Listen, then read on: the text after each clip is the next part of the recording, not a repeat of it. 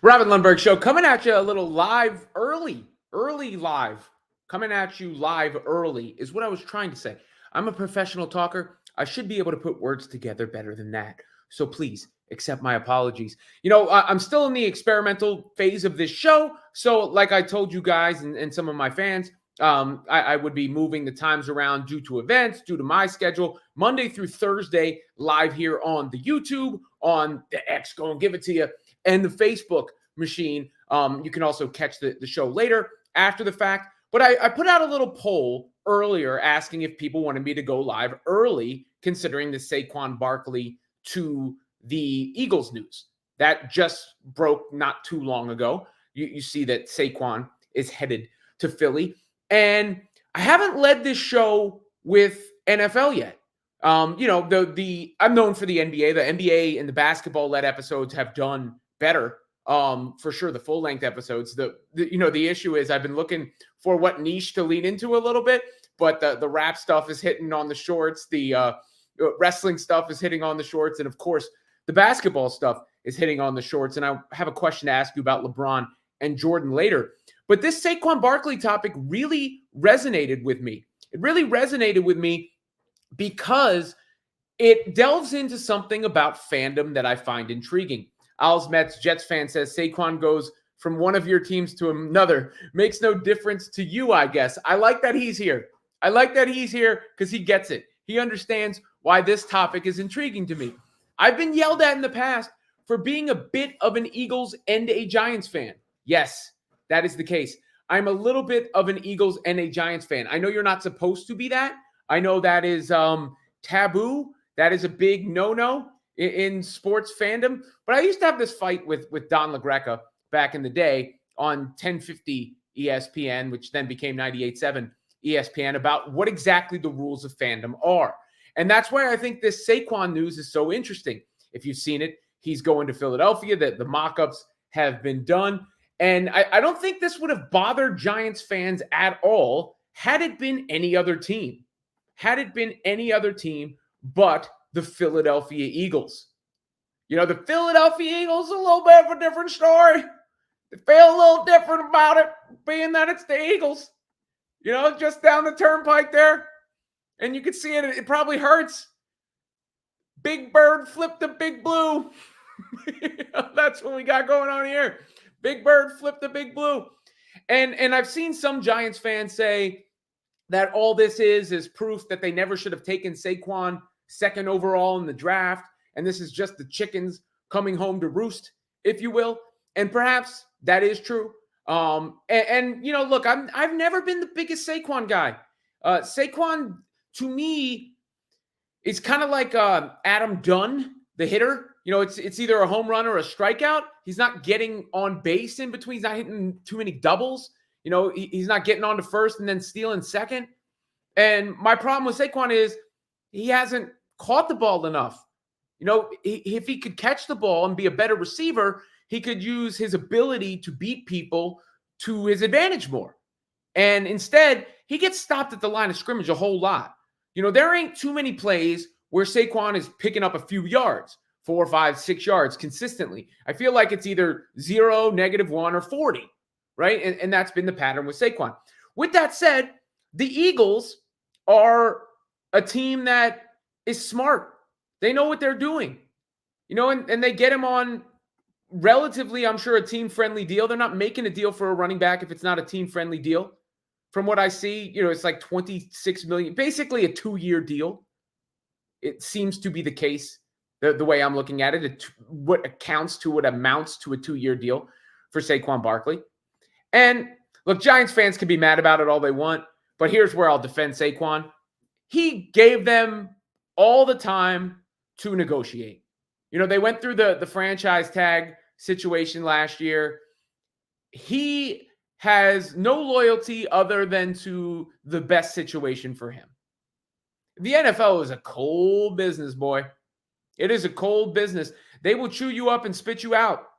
We see how running backs are gone. Here today, gone tomorrow. I mean, it wasn't that long ago we're talking about Derrick Henry as an MVP candidate.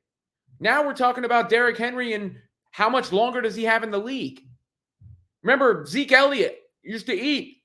Now, Zeke Elliott, is he going to be in the league? I don't know his contract status exactly, but it ain't going to be for long.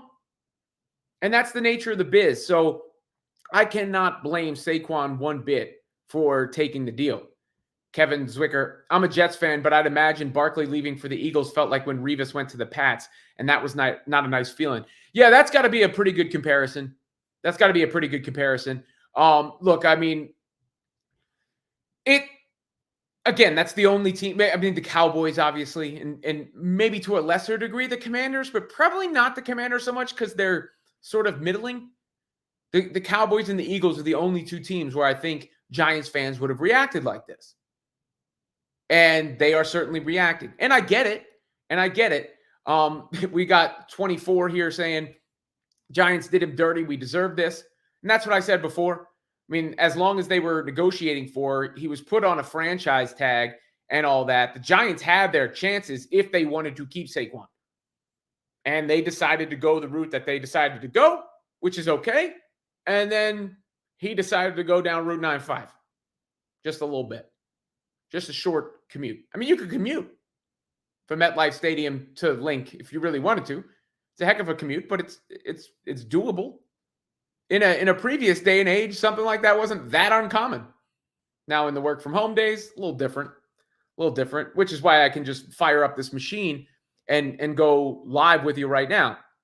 Again, reacting to this news, Robin Lundberg Show, Monday through Thursday. If you haven't checked it out before, generally I go live around 8 o'clock, but I don't want to put the start time on it so much anymore because I'm moving it a little bit, depending on my schedule, depending on your schedule, depending on the news and what else is going on. Like, I haven't gone head to head with events I'm talking about because that doesn't seem to make sense unless I'm directly reacting to them. And I wanted to directly react to this. It just happened. It was fresh. And I haven't tried leading the show with NFL yet. So it's another experiment. I've been doing a lot of messing with the analytics. There's one topic that surely gets the people going, which we'll get to a little bit later in the show. But make sure you comment, make sure you like and subscribe to the channel. If you haven't been here before, share it. Let me know what you'd like me to do different. Let me know what you like. All those things are on the table. If you're catching this later on the replay, comment, and I will get back to you there as well. But smash the like button. That's how they do it in YouTube, right? Smash the like button, please. Saquon, it's funny because it brings up this dilemma I've had about sports fandom. And I get made fun of all the time in the SI offices, if you will. I get made fun of all the time because I say I'm a Giants and an Eagles fan. They're like, you can't say that. How you the Giants and Eagles fan? But here's the thing. I grew up outside of Philadelphia until I was 12. So old enough where I started rooting for the teams there. The Eagles, the Sixers, and the Phillies. But young enough where it wasn't ingrained in my soul. What's up, Ernesto? And then I moved to Southern Maryland. And my dad was a fan. He had like a Barkley and Moses Malone poster in the basement of my first house. I remember fo. So he was sort of a fan. But he also was never that diehard fan either. So it wasn't like this loyalty thing that you could never leave or never relent from. And then we go to the DC area where they root for the Washington football team. Obviously, it was called something else at the time. It's funny because I like literally remember asking my dad, well, what if you put a different color in front of skins? How would people receive that? Like, that's not a joke. I asked him that. So they start rooting for that team around there. I go to the University of Maryland. So I start fancying the NFC East in general. But then I go up to New York. I moved to New York in 2004, straight out of school. Skipped my last 3 weeks to go work on a job. Went back and forth to do finals. And I sort of took a liking to the Giants because while I was at ESPN Radio, we were covering the Giants during those Super Bowl runs. And I was there 10 years, a big chunk of time. And I was around that team. Shouts to Justin Tuck. I was at a bunch of his charity events. We used to ride the ferry together later on when he was an intern at Goldman Sachs. And, I met a bunch of guys on that team. I followed that team very closely. So I sort of fancied the Giants for a time there. And therefore, if you were to ask me, who are my two favorite NFL football teams? The answer would be the New York Giants and the Philadelphia Eagles, even though that's not supposed to be okay. Is that okay, given the context I laid out? Are you guys okay with that? Or am I a terrible fan who needs to burn in the fiery pits of fan hell? Nick Durst says Giants regime change after next season. You know what's so funny is the Giants were one of those teams that I would consider a model for being a good franchise and a well-run team. I used to say there are two things as a fan you can hope for with the organization you root for. One is a transcendent player, because that just solves everything. And two is faith in leadership. And I believe Giants fans had that for the longest, right? I mean, it was like every decade they were winning a Super Bowl. They were always sort of good in comparison to the other teams in the division. They looked steady. And then they, in recent years took a downturn where they're chewing up and spitting out coaches. And they've had several coaches. They've had bad seasons. They've, had these ugly situations unfold publicly. Dave Sepperson says, no, you're a terrible fan. Those team fan bases hate each other. So what? That's what I say about fan rules. So why would I care? Why does it matter what people think about the laundry that they're rooting for? Like, I just laid out to you this perfectly rational and logical explanation why I like both teams. That doesn't make sense because of some preconceived notion you have of what fans should be or shouldn't be. That, I don't get it. I don't get it. Kevin Zwicker, growing up, the Giants were basically what the Ravens are now. That's a good comparison. I like that. I like that comparison a lot. And that's how the Giants felt. But how do you feel? Are you mad at Saquon for leaving? Or did he just do what he's got to do? Did he just do what he's got to do? Wish him well not, says Ernesto. I'm a fan of the name in the front, not the back. Nick Durst. Giants showed no loyalty to their best player. Is he their best player? Can a running back actually be a team's best player? I mean, the only argument I would take is kind of Christian McCaffrey. But that's who I think Saquon needs to pattern his game more after, is Christian McCaffrey. He needs to catch the ball more. What would be scariest to me, if I'm a Giants fan, is not that Saquon went to the Eagles, is that the Eagles wanted Saquon, if that makes sense. Because the Eagles know what they're doing. People can say whatever they want. The Eagles know what they're doing. And that is what would concern me if I was a Giants fan. You said use my first comment. I did use your first comment with about the fans hating each other. Is this the comment you're talking about? Sorry. Well, if your argument is that you're not rational, I can't accept your argument. You lose. Your argument automatically loses. If you're leading with I'm not rational. Adam Jones says not happy with him going to the Eagles, but no player is bigger than the team, and the Giants will move on. It's not the first time a top player has left his team. Yeah, and again, I don't think Giants fans would care at all. I don't think they would care at all. But he left. He left. And that's the issue. That's the issue. He left to the Eagles. Not any other team. Not any other team. The Philadelphia freaking Eagles. Which is why I think, that's where the reaction comes from. Hey, I really must like you, Robin. Watching during work hours might get fired. Would anyone actually fire? What do you do for a living? Like, if you're performing heart surgery, I would get it. But, most of these jobs, I think you're okay. I think people would understand if you're, doing this and watching this while you're, at work doing whatever you're doing. I'm not to demean other people's jobs. People have real jobs. People do things. But my point is, I don't think it's a fireable offense, I guess, unless you do a very specific type of job. That's all. That's all I'm saying. Saquon to the Eagles. Flipping Big Blue a big bird. I mean, that was glorious. It was his tweet that got me too. Just the way he announced it and everything. Let me see if I could find that real quick. Saquon's original tweet. Wait, did he do it twice? Oh, he rubbed it in. Oh, because I know I saw him throw up some bird emojis. Oh, and then he changed it. Did he like this bird better? I guess because I thought I saw like a fly, Eagles fly deal come from him, and then he put this one up. Is the one he wound up going with? Big month or so for Philadelphia. WrestleMania coming up at Philadelphia.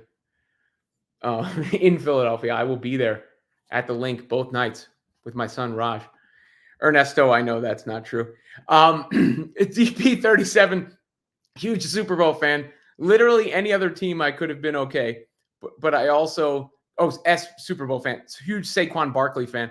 Literally any other team I could have been okay. But I also kind of get being petty. LOL. Was he petty?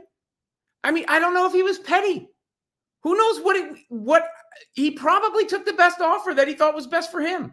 Maybe there was a little bit of it that was like, ha ha.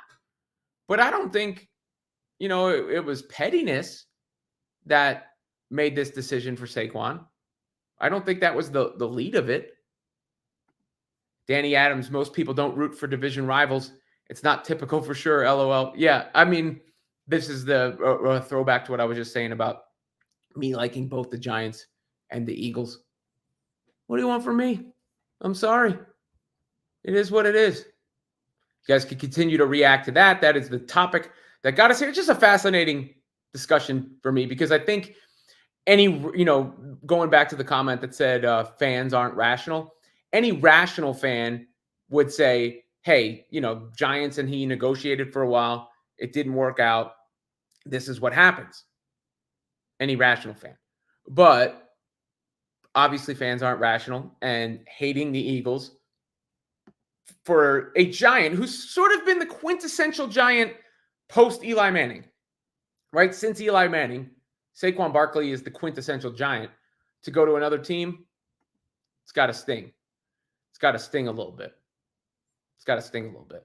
We move to a few of the other topics I wanted to get to today. One of them is, I did a show on Caitlin Clark last week, and it's wild to me how much more interesting women's college basketball is than men's college basketball right now. Like, it's not even close.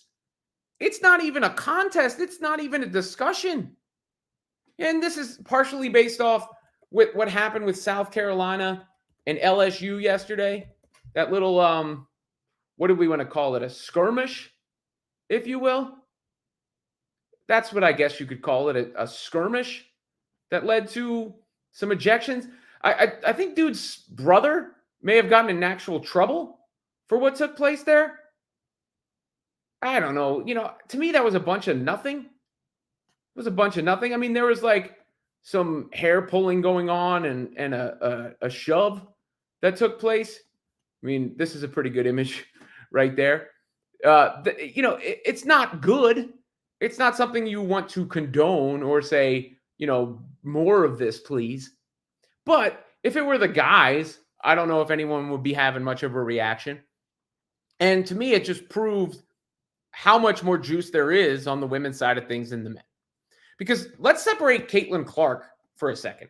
I did a whole show on Caitlin Clark, and Caitlin Clark is a truly transformative figure. Caitlin Clark is the kind of game changer that you don't really see, right? Like, I mean, she has completely changed the sport and the way that I think we're going to look at women's basketball going forward. And she's the catalyst for that, along with her thing with Angel Reese last year And Angel Reese, of course, is charismatic and plays a part in all that. But as far as, Caitlin Clark goes and the women's side of things go, forget Caitlin Clark, Kim Mulkey and Dawn Staley and Angel Reese. You got a whole bunch of characters that are more interesting on the women's side. Because the problem the men's side is facing is that the coaches, the heritage coaches are gone. Coach K and Roy Williams and even Jay Wright, they're gone. And the players, the really good players, aren't incentivized to stay there right now. They're going, to other developmental places or just having a cup of coffee. And there's not really a star on the men's side right now. I don't believe there's anybody who's really a high draft pick. The next one who's going to be Polar Seltzer. Please sponsor the show. The next one is going to be a high draft pick who's been hyped up is Cooper Flagg. So that is a change that you see there.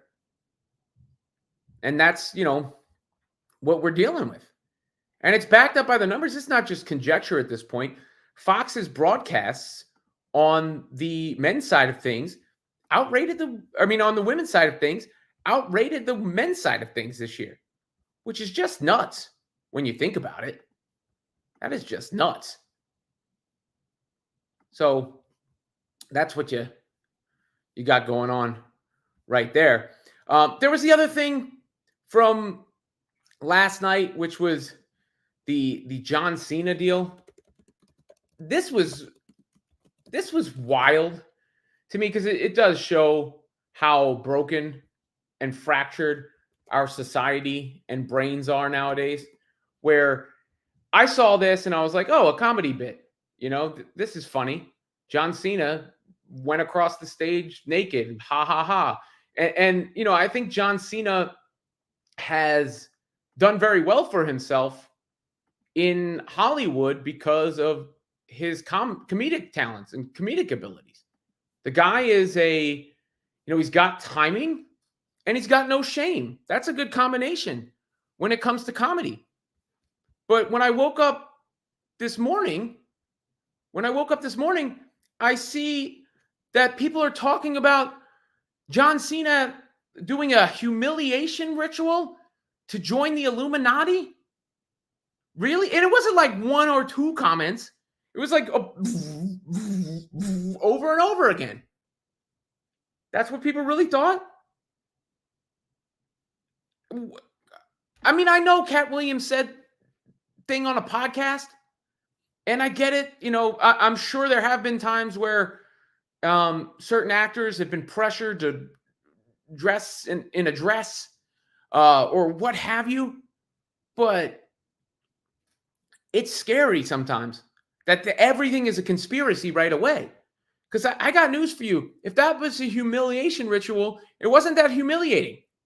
It got a lot of people laughing, and John Cena looks better with his shirt off than almost every human being that has ever lived. Doug Developer, what I also love about Cena is that even though he is far from a good actor, he always gives 110% effort and also comes across as very appreciative just to be an actor.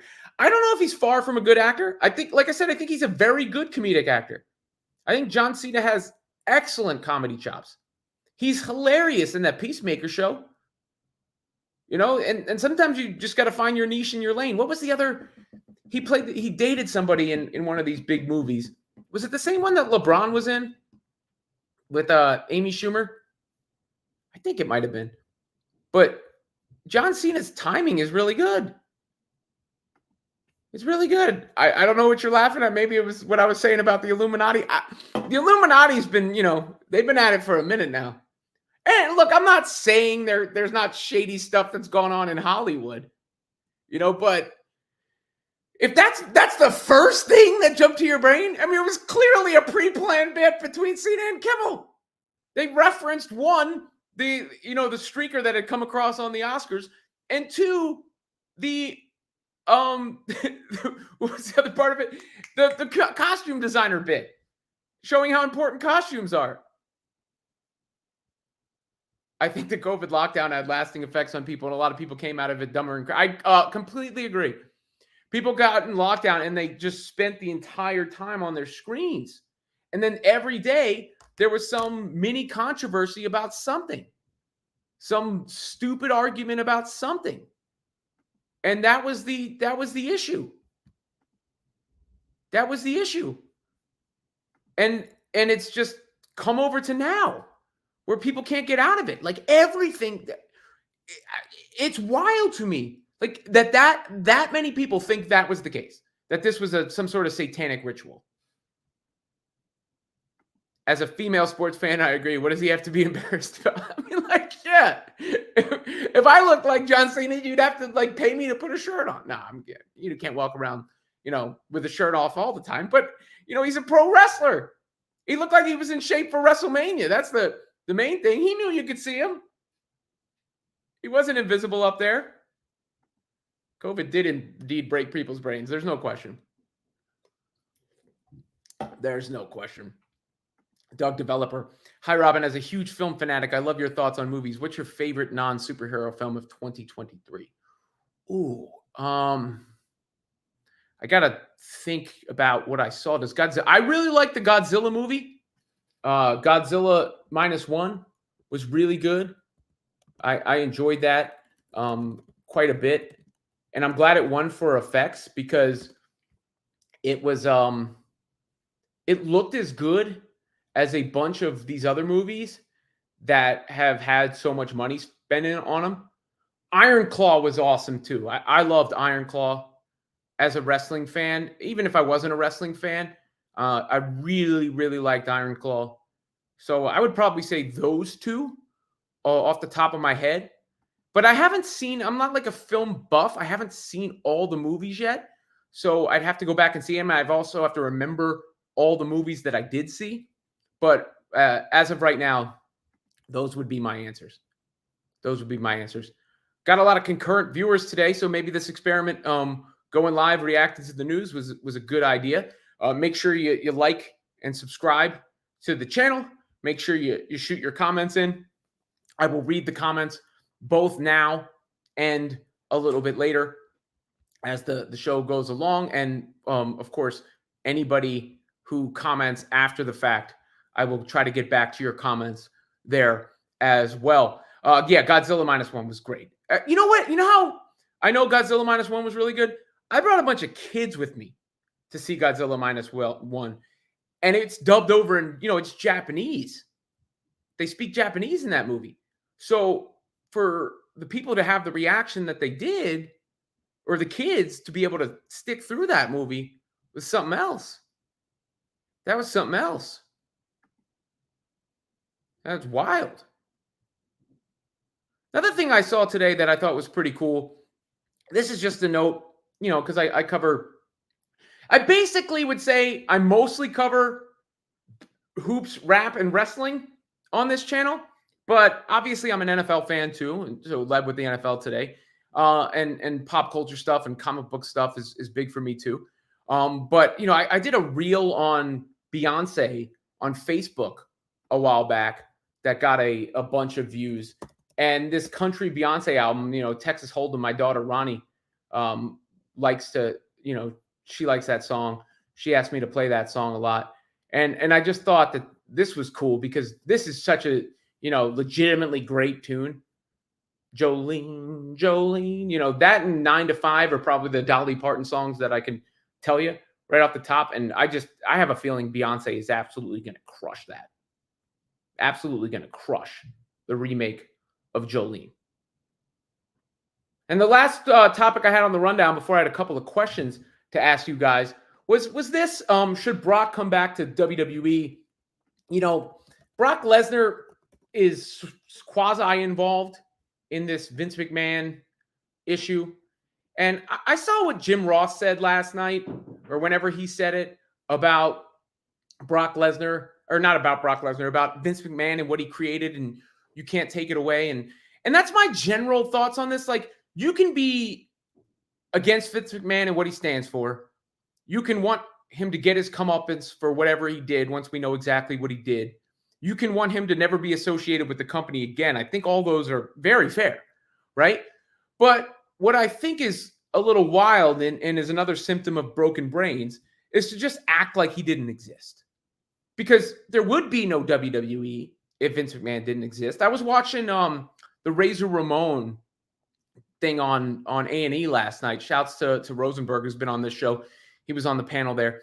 I was watching that, say hello to the bad guy, and it stood out to me how big a deal it was for Scott Hall to get the phone call from Vince McMahon personally asking him back, and for Vince McMahon to direct those vignettes, the introduction to Razor Ramon vignettes. I remember those back in the day.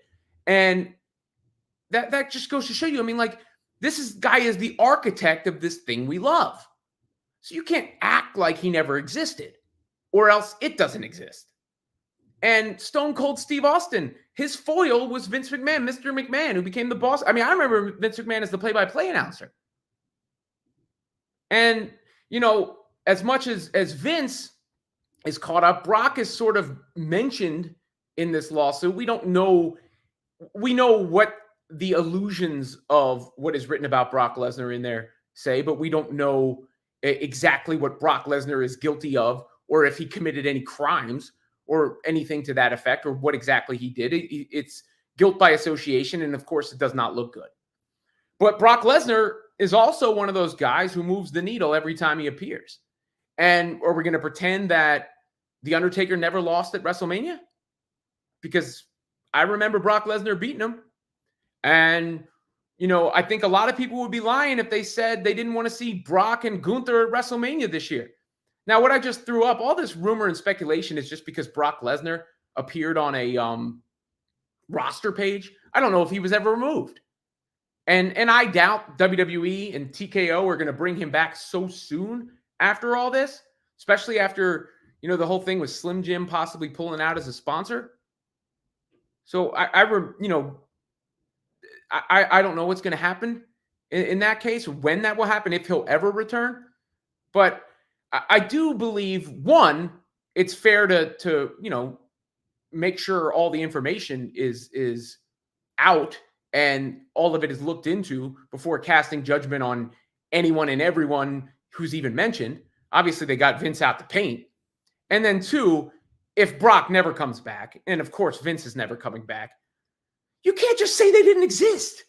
That is stupid. It's stupid. It's cowardice. It's cowardice. I didn't like this, so I'm going to pretend it never happened. Come on. Context, reality. Live with it. Deal with it.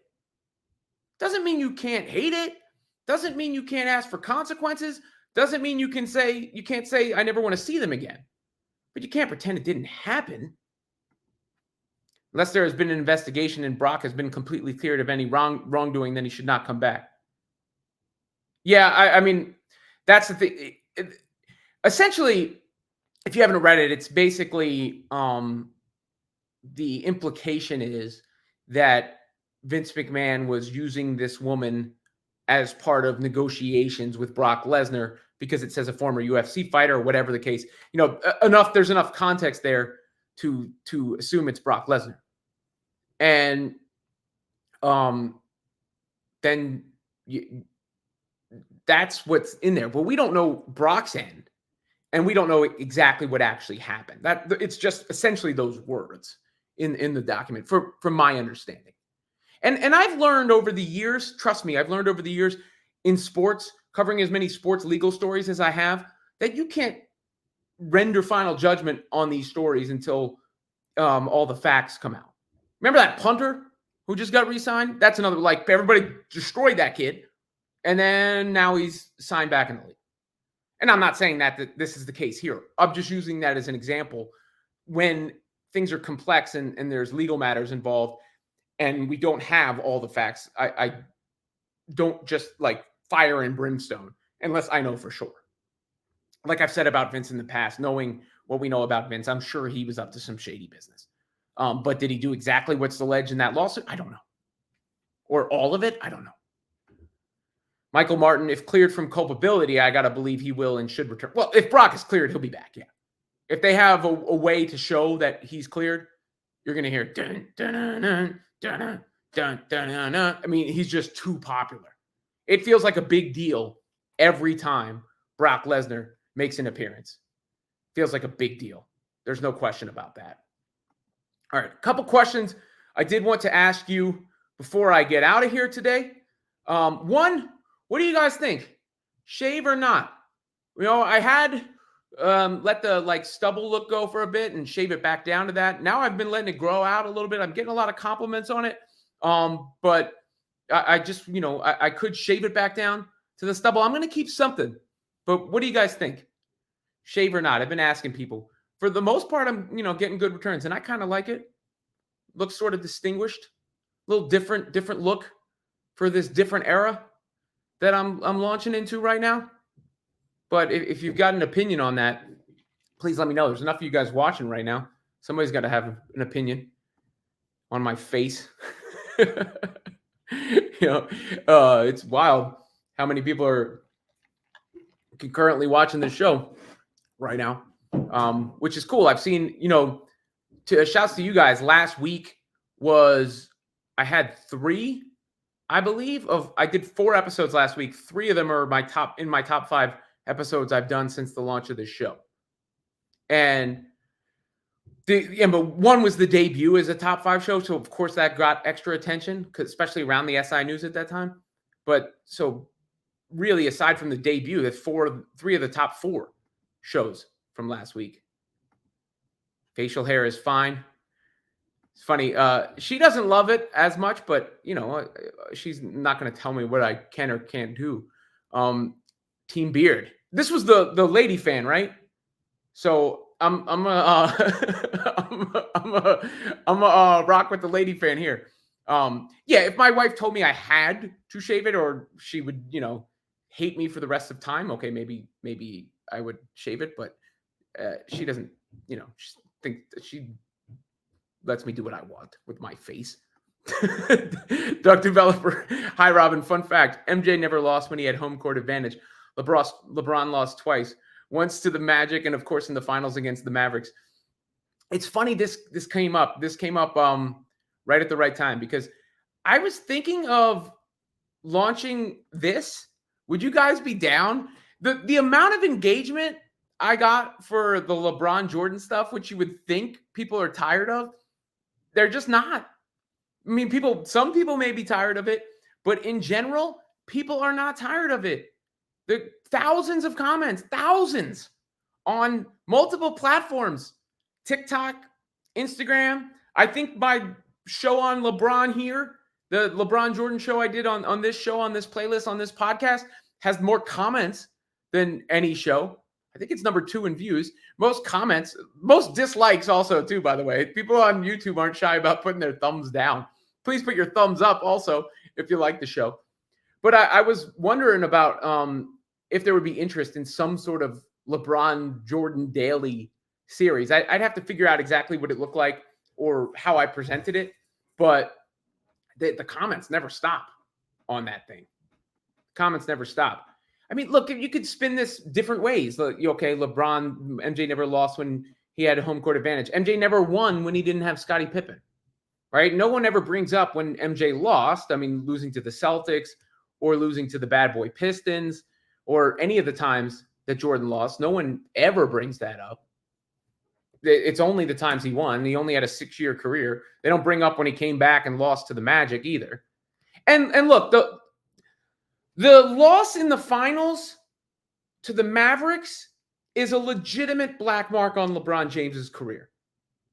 It's legit. It's the one beef, the one qualm you could take with LeBron's career and say, this was bad. It is. The one where you say, this was bad. He came up short. He failed. LeBron James failed. And I don't believe that Michael Jordan has a moment that low or that bad. So if I were arguing for Michael Jordan, that is the first thing I would say. in the argument. And by the way, Michael Jordan was everything everybody said he was in his era. I don't hate Michael Jordan. I'm not here to tear down Michael Jordan. I was sort of playing a game by taking the dismissive tactic that Jordan fans have taken towards LeBron. You know, I was sort of playing that game. But as far as you know, it goes, I can't hate on Michael Jordan. So let me know what you guys think of the possibility of a LeBron Jordan series or some sort of recurring segment. I mean, LeBron won as the favorite, dude. I mean, or LeBron won as the underdog. I'm sorry. I mean, LeBron won as the underdog against the Warriors, came back from 3-1, led both teams in points, rebounds, assists, blocks, and steals. That's never happened in a series before. LeBron was the underdog against the Thunder. I believe LeBron was the underdog against the Spurs. Certainly was the underdog once they were down in that series. I mean, Jordan never faced the litany of Hall of Famers and super teams that LeBron faced either. I mean, LeBron had some. I'm not saying he didn't have help. He did. But you can play that game any which way you want to. And when you talk about that Mavericks series, the thing about LeBron is that he refined his game off of that series. And he shot the ball really well after that. Like he improved on those holes. So in a sense, it's part of the resurrection story of LeBron James. What he was able to do, you know, in response to that Maverick series. What he was able to do, what he was able to accomplish. That is part of the, you know, the deal with LeBron and how he's improved his career and kept his career going and done what he's done with his career. LeBron has really, you know, been outstanding in that regard. But that's definitely the low point of his career. There's no question. So let me know, guys. Let me know what you guys would think about some sort of recurring LeBron Jordan segment, or if it's overkill. I mean, I got the engagement I wanted from it. That's for sure. But you know, every time I do it, I'm also like an expert in the subject. Going back to the top of the show, Al Capitan says, anybody but the Eagles. He is dead to me. That in regards to Saquon Barkley going to the Philadelphia Eagles. The ultimate betrayal. I just found it intriguing because it was a good commentary on fandom, in a sense. Because Saquon and the Giants had tried to work things out. They've tried to work things out, and it just didn't. And then he's free to go wherever he wants. And the Eagles probably offered him the best deal. But Giants fans could argue they don't care at all, and they'll be fine without Saquon, and that'd be a fine argument. But I don't know if they can argue that they don't care that he went to the Eagles, of all teams. That is the real issue, is that he wound up going to the Philadelphia Eagles. And therein lies the problem for Giants fans. All right, I appreciate you guys joining me here on the live show. I got through everything I wanted to on the show. So if you have any more comments, you can hit me up there. Robin Lundberg Show, if you're checking it out for the first time, please like, subscribe, all those things. Comment. I'll get back to your comments later. I'm live Monday through Thursday. I've been playing around with the start times a little bit around my schedule, around your schedule, around live events and other things like that. I put out the poll. This is the first time I've led with the NFL, but it was a topic that's intriguing to me because I'm a Giants and Eagles fan. I'm fake, as so many of you would say, but it was an intriguing topic to me. So I wanted to see how it would play to go live, in the afternoon here. LeBron triggers people. So for engagement purposes, you probably can't fail. I'm a fan, but grew up watching MJ with my pops, so he has mythic status for me. I grew up watching Jordan too. You know, there's this new thing. I'm done with the 90s. This new fad, I guess, or the phase on TikTok and these other apps. I'm done with that. I'm never going to be done with the 90s. I grew up in the 90s. So X-Men animated series, Teenage Mutant Ninja Turtles, Saved by the Bell, Michael Jordan, the 90s Wu-Tang Clan. You know, I'm never going to be done with the 90s. It has a special place in my heart. But I am done with the mythical status to pretend that 90s basketball is something that it wasn't or is so much greater than everything that's come since. That's what I'm done with. That's what I'm done with. Is that. Because look, it's just not. I mean, I showed the clip at the top of the last video I did of nobody guarding Jordan and him bricking a three. Jordan shot the three well when they moved the three-point line in. Now they're talking about moving the three-point line back. He never had to face the litany of outside shooting, the plethora of outside shooting that guys have to face today. He didn't have to face anything like Durant and Curry together. He didn't have, a lot of this stuff coming his way. The best wing defenders were on his team, Pippen and Rodman. People were begging for Gary Payton to guard him in the damn finals. He's a point guard. That's like Steph Curry guarding LeBron. I know JJ Barea is coming again. I'll concede the Maverick series. Jason Terry. I'll concede the Maverick series for sure. I'll concede it. Also, the rules were different. You could only hard double or play Jordan one-on-one. So when these people are trying to expose Jordan for not having a left hand, that's part of that. Because, now when you're guarding LeBron, somebody's always hedging. Somebody's always playing a sort of a quasi zone, which wasn't the case back in that day. GOAT Debate Slideshow could do a different debate each week. Yeah, it could be a weekly thing. But I think there's something about the LeBron Jordan one specifically. It is the biggest track on the Sports Talk Radio Greatest Hits album, LeBron and Jordan. There's nothing bigger than that.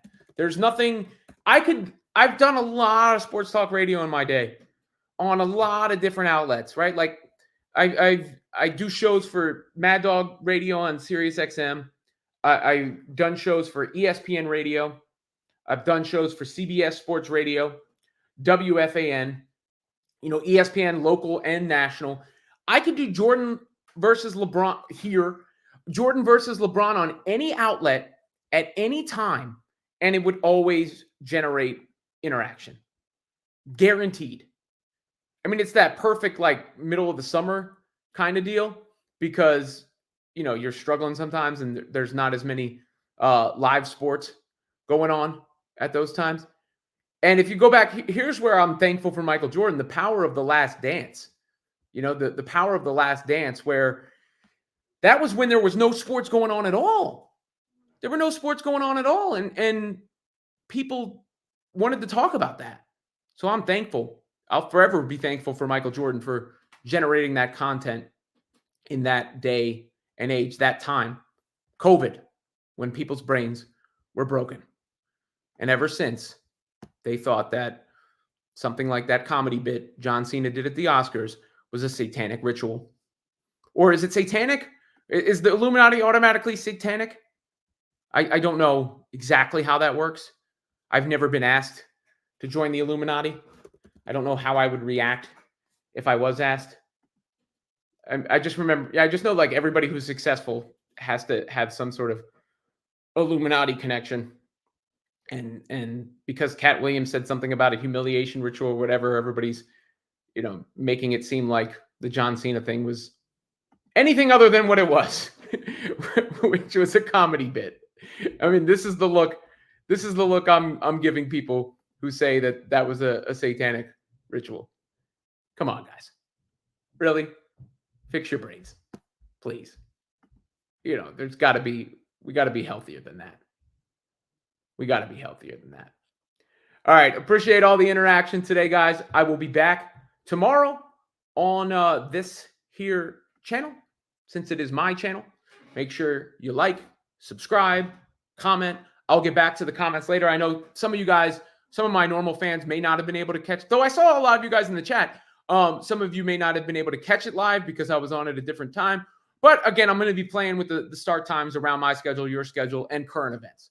And, I got to be honest with you, it's nice today to be done. And then I can relax this evening or, do what I want this evening. But it was a topic that the Saquon Barkley thing was something I wanted to hit and I felt a way about and wanted to explore. So I put the poll out on Twitter and enough people said, more people said yes than no to running it a little bit early. So I did. But Monday through Thursday is the show. I don't want to put the start time out there anymore because it is a little fluid from now on while I figure out the perfect formula. But I feel like when news happens, that's when people want to talk about it. When there's events that conflict with what I'm talking about, I don't want to go head to head with them unless I'm reacting to them. Maybe I'll come and react to things after they happen, or I could do the whole as they happen deal too. Everybody's out there doing it, but I do appreciate everybody tuning in, checking out the show, checking out the channel. My name is Robin Lundberg. If you've never actually seen me or heard from me before, I'm imagining most of you have, but who knows? There's probably new people tuning in, checking in. I have strong opinions, but I am welcoming of all other viewpoints and opinions as well. I love going back and forth, and I love the fact that so many of you guys are willing to check me out and support this venture that I'm doing right here. So if I could like you and thumbs up you, I would do so. All right, I'll be back tomorrow, same Robin time, or I got to change the sign off because it might not be the same Robin time. Same Robin channel.